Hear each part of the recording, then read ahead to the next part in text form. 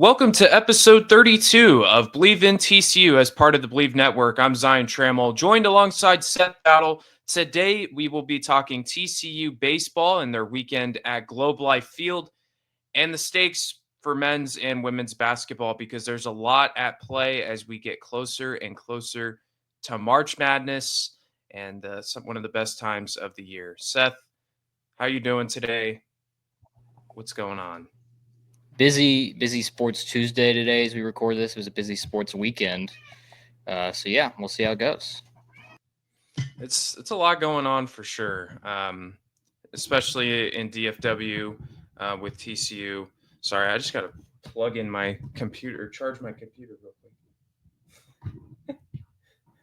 Off to a blazing start. Okay, let's get into it. We'll start with TCU baseball. They had their second weekend of the season heading to Arlington to play at Globe Life Field, their home, their second home, if you will. Coming into this weekend, they were 17-7 all time at Globe Life Field. So lots of success there. Unfortunately, it was a 1-2 weekend for the Horned Frogs. Things started off well. They won 10-4 versus Michigan. I was there for that game. It was fun to see them come back and rally in the late innings. That's kind of where they took that game. Then the big matchup with Arkansas with a big crowd, kind of a pitcher's duel. They lost 2-1 there, and then they let things slip away from them against Kansas State, losing 10-2. The Wildcats 3-0 weekend. I did not see that coming. I don't know about you. No, we had talked about it last week. Remember, like Kansas State had such a poor start to the year, starting 1-4. It was one of those losses was to North Carolina team who I think is going to go to Omaha, but still a poor start. And then they came out guns a-blazing, beat Arkansas night one, obviously take the Michigan game day two, and then kind of clobber TCU rest of the way. But this is not a Wildcats podcast. This is a TCU pod, and we're disappointed a little bit. I think I really wanted that Arkansas game on a Saturday night. I really thought they had a chance to have it, but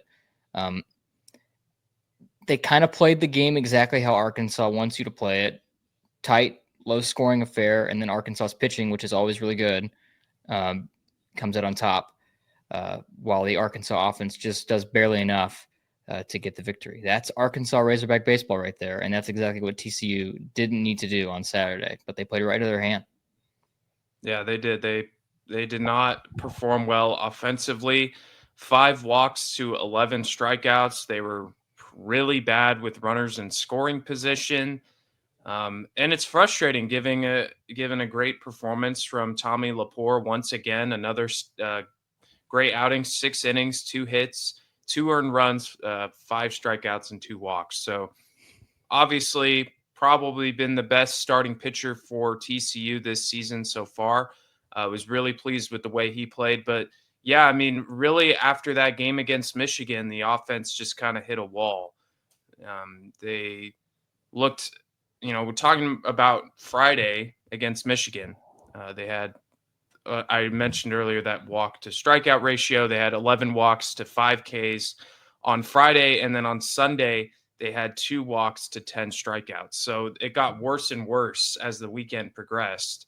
And yeah, they didn't really have productive ABs in those games.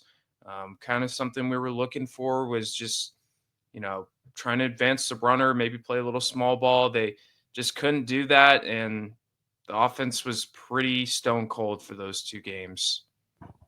Yeah, and that was what's disappointing. And that's kind of what, I feel like has been where TCU has really hit that wall, at least last year, right? There were just times where the offense did nothing, and it was really that was it. Like the pitching maybe would be doing enough, but the offense wouldn't be doing anything, and that's exactly what happened this weekend. And then on Sunday, everything just fell apart. Nothing was working. So yeah, disappointing. I mean, here, listen, losing to an Arkansas team that's going to be a SEC contender is not a massive deal. And it was a close game. And it was a good game. You played them close. It's really the K-State game where eyebrows are raised a bit, right? I mean, I really don't have a lot of thoughts about maybe what this means for TCU going forward. You're still 5-2. You still got a lot of meaningful games in front of you. It's still very early. There's still a lot of games to be played. But yeah, I'd say that the K-State game is definitely the eyebrow raiser. Losing to Arkansas, however much I wanted that, or however much I feel like they could have had it, is something that I probably expected to happen heading into the weekend. It just was disappointing to see them not come out the next day and perform. Yeah, you wanted that to win at a weekend at least, just to be able to feel good with that. And you're like, okay, if our one loss is to Arkansas, you live with that. But yeah, lots of eyebrows raised against Kansas State.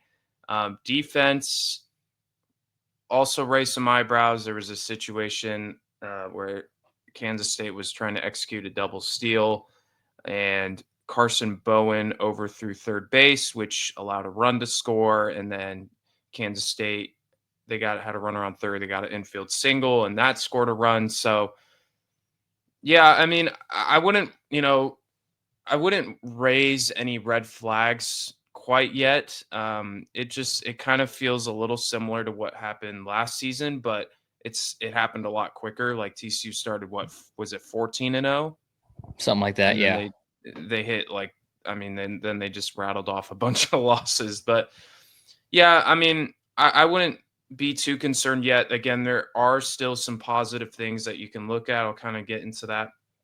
Cademan Parker on Friday had a rough start, but finished strong. 6 innings, 8 hits, 3 earned runs. Braden Sloan was great in relief, and we're kind of seeing that tandem of Cademan Parker and Braden Sloan. We've seen that last year. We're seeing it this year. Them two kind of feeding off of each other, and that seems to be a really good duo for Kirk Saarloos to bring together in a game. And those two were able to go cover the entire game. Braden Sloan with the 3-inning save. Really liked what I saw from Isaac Cadena as well. I really like his swing a lot. It's just it's compact and it's just smooth. Really liked what I saw from him. So yeah, those were kind of a couple positives that I was able to take away from this weekend.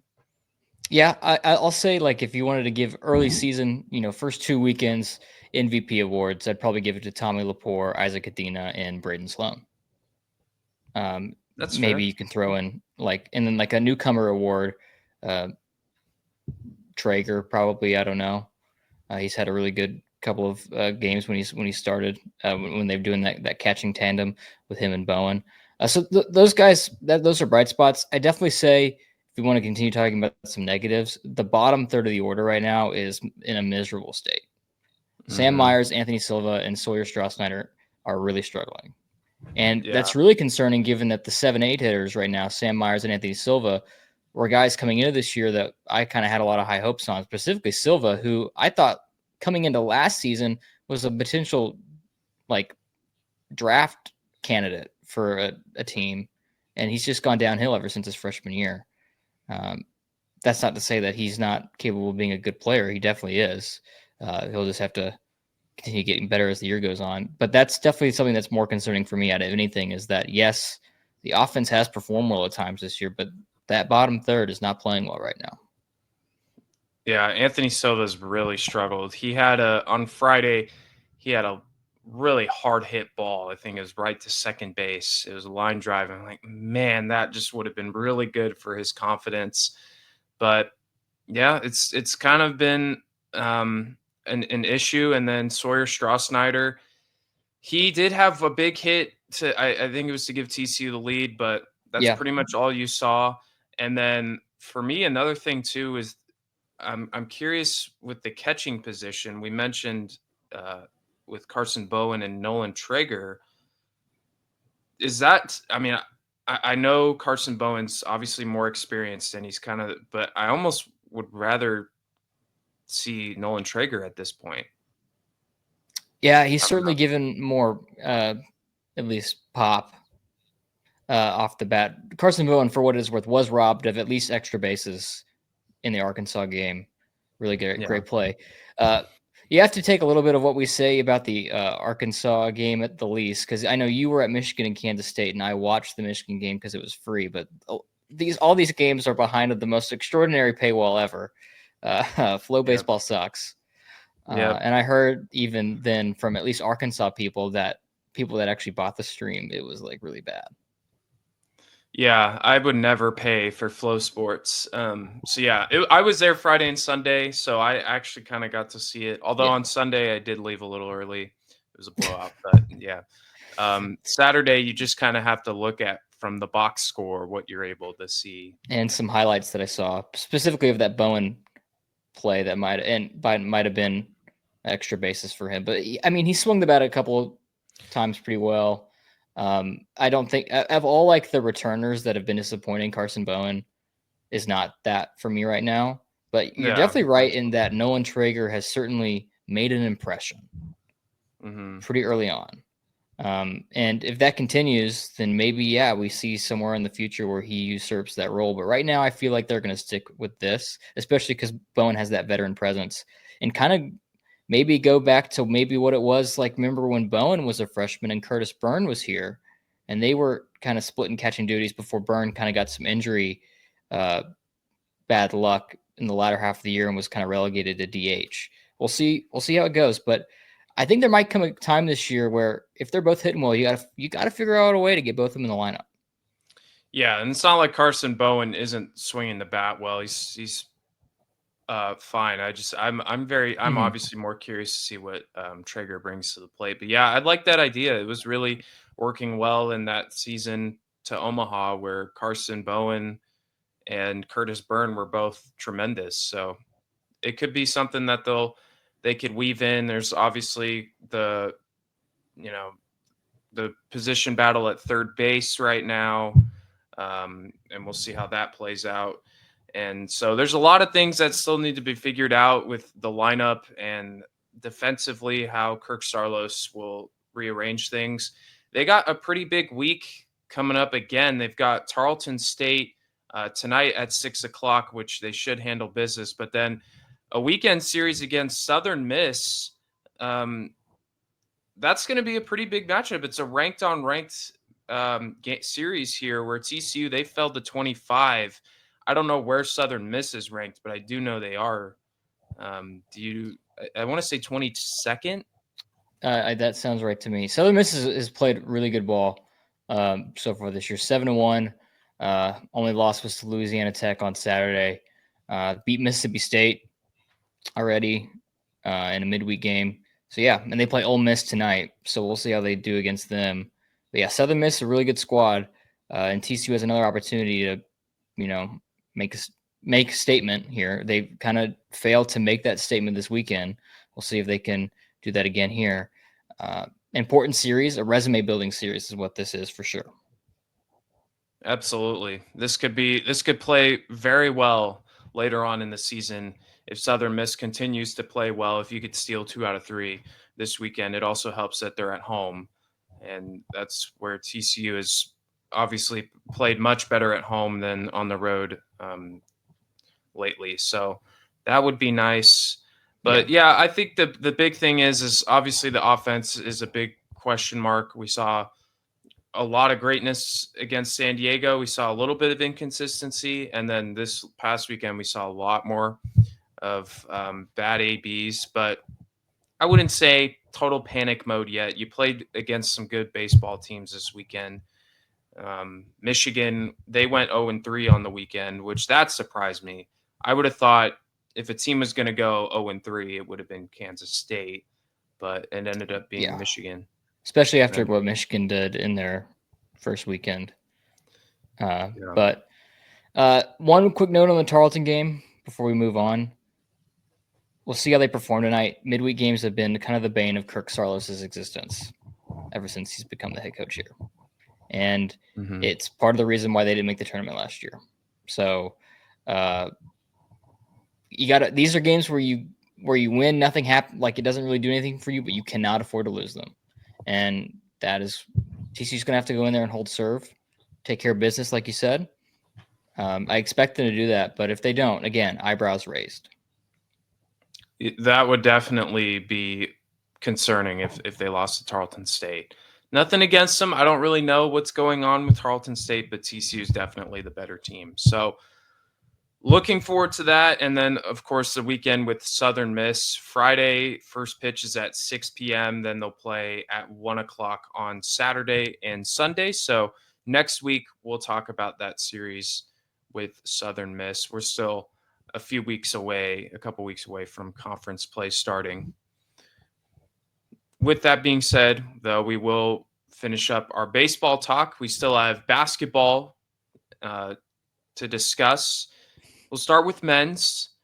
Kind of an up and down week last week. That's kind of been the story of TCU men's basketball this season. They picked up obviously a massive win over Texas Tech, which we already talked about, and then a pretty big game against Cincinnati. Now, they lost 75-63, but I wanted to talk about the stakes of that game and what else is at stake for TCU, because Joe Lunardi is kind of the bracketology wizard, if you will. I wish I had that job, by the way. I don't like, is that all he does? He just sits there and just, I know he has like, there's like a science, I guess, I don't know. But just sitting there like every day, like thinking about who's going to be in a basketball tournament, that's a fun job to have. Anyway. It is pretty cool. It's pretty sweet. But he had TCU as, I believe, the ninth team out.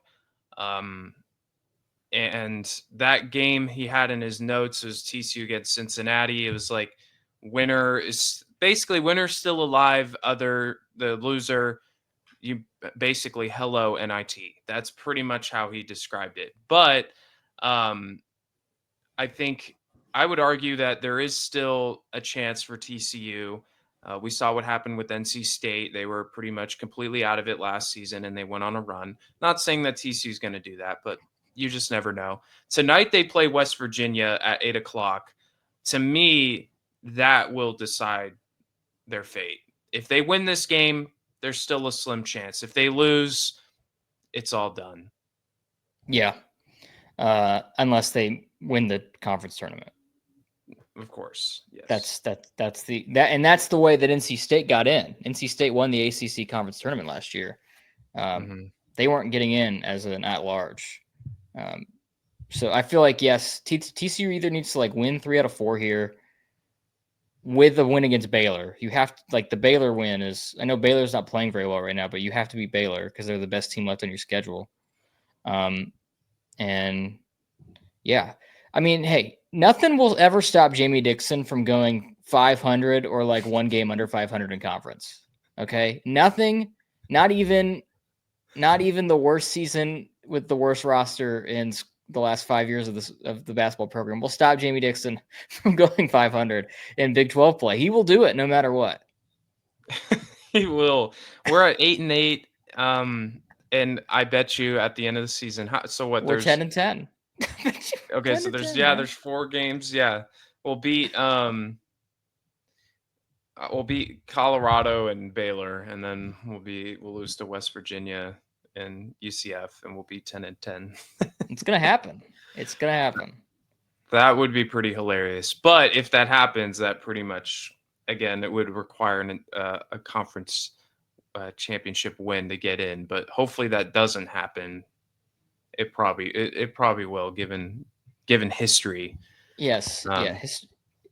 The thing is, though, like, even I'm looking at Lenardi's bracketology right now, which, by the way, has his own dedicated website on part of the ESPN website. That's crazy. That's wild. First of all, I don't know what basketball god the SEC pleased over the offseason, but goodness gracious, 13 teams in out of 16 is crazy. That's a lot. I know that like strength of schedule is a thing that matters, and that's why teams like Arkansas and Oklahoma are in the last 4 in. And if you like, Arkansas isn't like, I'm sorry, do not expand the tournament. If Arkansas and Oklahoma and Wake Forest are like the last teams in, that's it. Like, we're already stretching this enough. Yeah. But yeah, we'll see how it goes. Cincinnati, by the way, not even in the realm right now, for at least. And so TCU really needed that win. It was ugly. I don't know if you want to talk specifics on it. It was really ugly to start. I know the score makes it a little bit like it was a little closer than it actually was, but TCU never led. And yeah, it was not pretty. TCU has struggled against Cincinnati since they've joined the Big 12 when it comes to men's basketball. Last year they lost last second against Cincinnati, and then this was the first time they played them this year, and they struggled. Couldn't really buy a basket in the beginning, and that just is a common theme with this TCU team on the road. They struggle to score and run a decent offense when they hit the road. They scored 52 points against Iowa State. They scored 57 against Texas Tech and 58 against UCF. So it's honestly a miracle that they even broke 60. So it's rough. David Punch had a good game, 18 points, 6 rebounds. I've talked about him a lot. Really like the emergence that he's had as the season's gone along. But that's pretty much my big takeaway. Is the Frogs struggle? They are really bad on the road, and they have 2 more road games left. They have one tonight, and then they have their final regular season game at Colorado. So prove me wrong, please. Prove me wrong that you can play good basketball on the road. We'll see. Again, pretty soon here, we might be done talking about TCU men's basketball. I don't know how much we'll talk about them if they make the NIT, or how long they'll even be in the NIT to begin with. Or do they even make the NIT? That's a question. Never mind. I think they will. They accept a bid to the NIT would be the other actual question. But yeah, tournament probably not on the horizon for the Frogs. All you got to do is just hope that SMU doesn't make it in. Now that's your hope. Yeah, hopefully. Yeah. That's what you got to hope for. It's just been such a down year for the Big 12. It would have been nice to have the team maybe 2 years ago in this current Big 12, because it's very top heavy. Like Houston, Texas Tech, Iowa State. Those are by far the 3 best teams in the Big 12, in my opinion. And then you have Arizona and BYU that are kind of that second tier. And then it's like a steep drop off because Kansas, what is going on with Kansas and what is going on with Baylor? It genuinely puzzles me. And then there's kind of just the rest is just mid or trash. Should Scott Drew have taken the Kentucky job? Let's start a dialogue. Should Bill Self have taken the Oklahoma State job? Let's start a dialogue. I don't know if you saw that. What? Oklahoma State? Yeah, there was a report that over the weekend that Bill Self interviewed for the open Oklahoma State job, and they asked him about it, and he was like, "Yeah, I talked to him." What?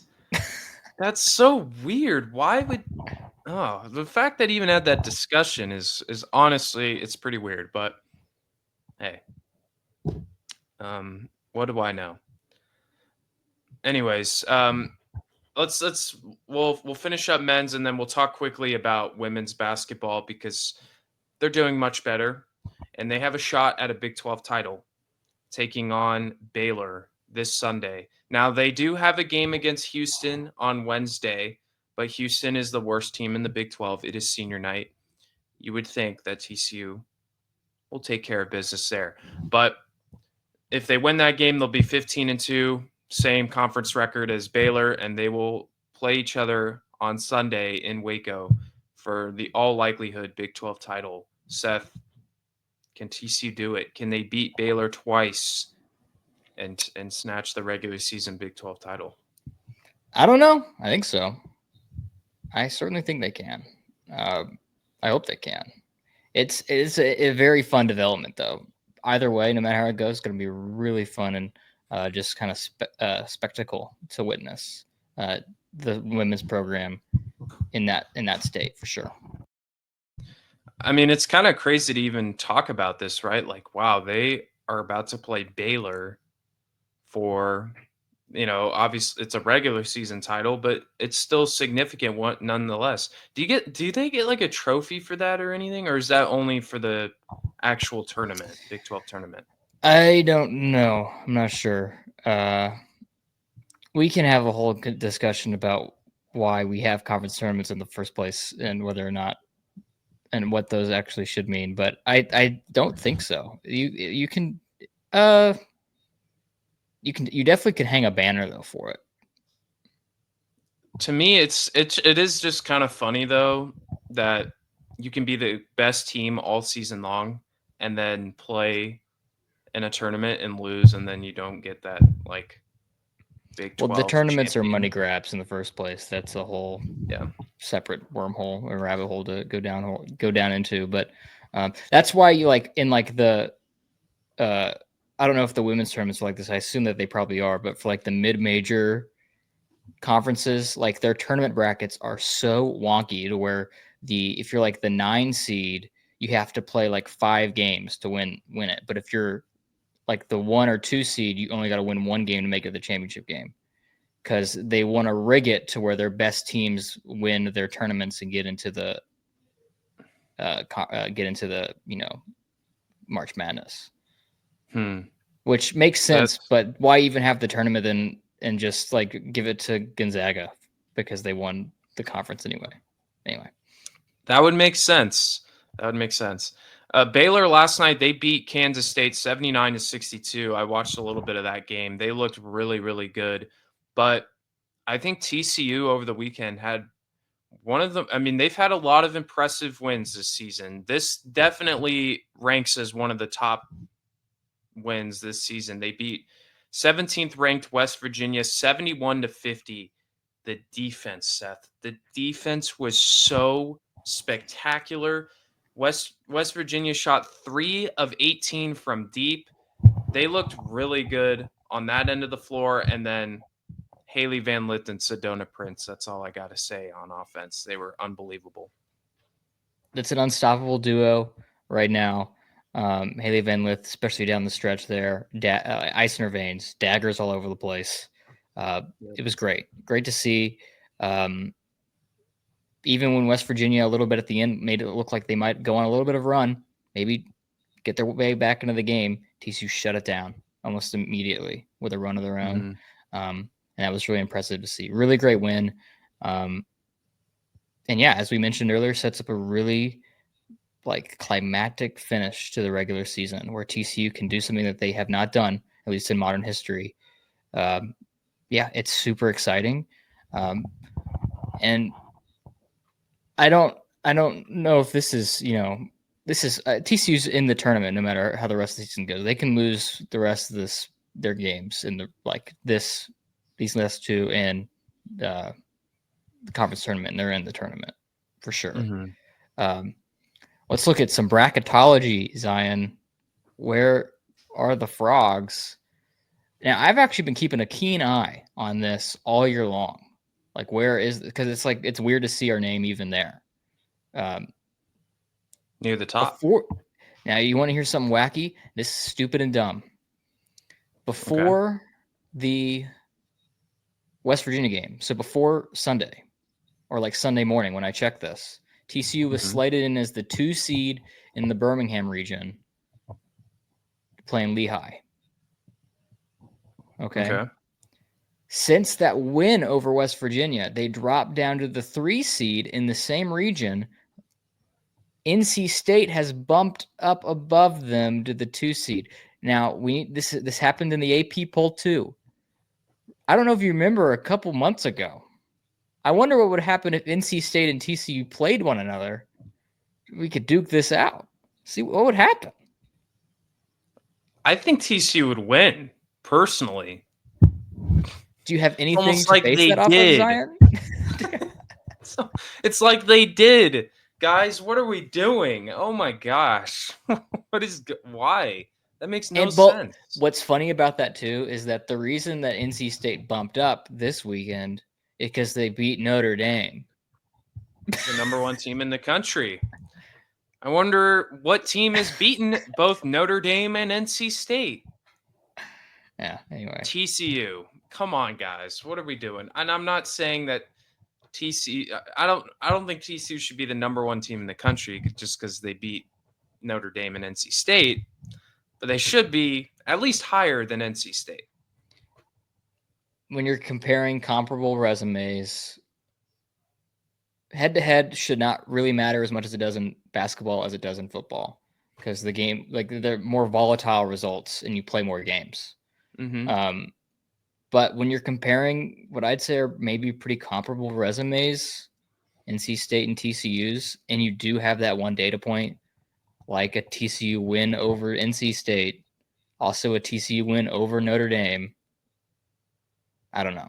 It doesn't matter. This is all speculation at this point. AP polls and bracketologists do not matter, but we will certainly see how it plays out when we actually get the seeding, and then we could have our actual complaints and arguments where we'll just rehash this potentially all over again.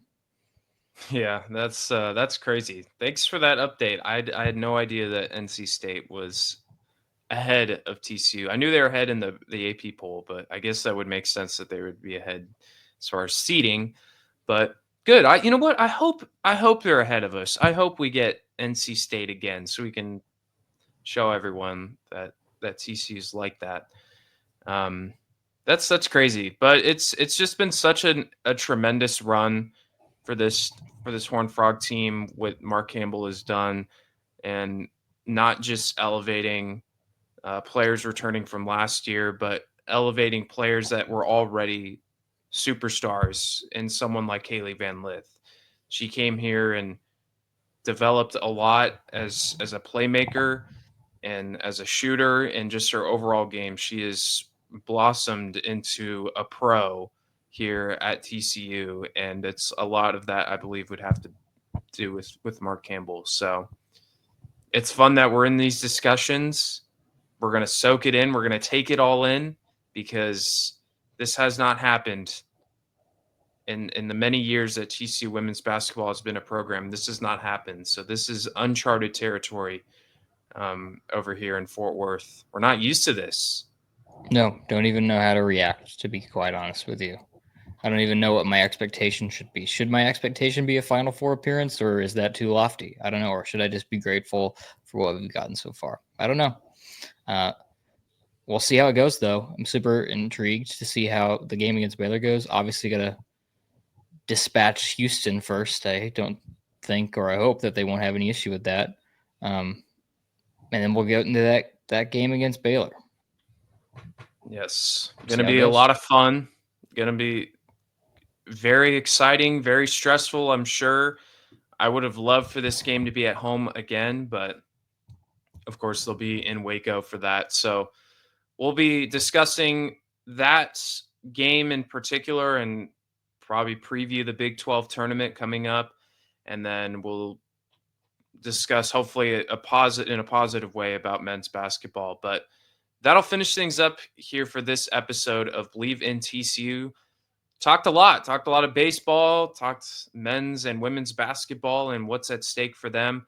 Exciting times here in Fort Worth, and hopefully more good things to come. But yeah, thank you all for tuning in. You can follow us on Instagram, subscribe to our YouTube page, or listen to us wherever you get your podcasts, all at Believe in TCU. We really thank you for all the support. We've been reaching in some new highs with listenership over the last couple episodes, so that's been really awesome to see. Thanks again. And yeah, we'll see you guys next time. For Seth Dowdle, I'm Zion Trammell. Thanks for tuning in. And as always, go Frogs.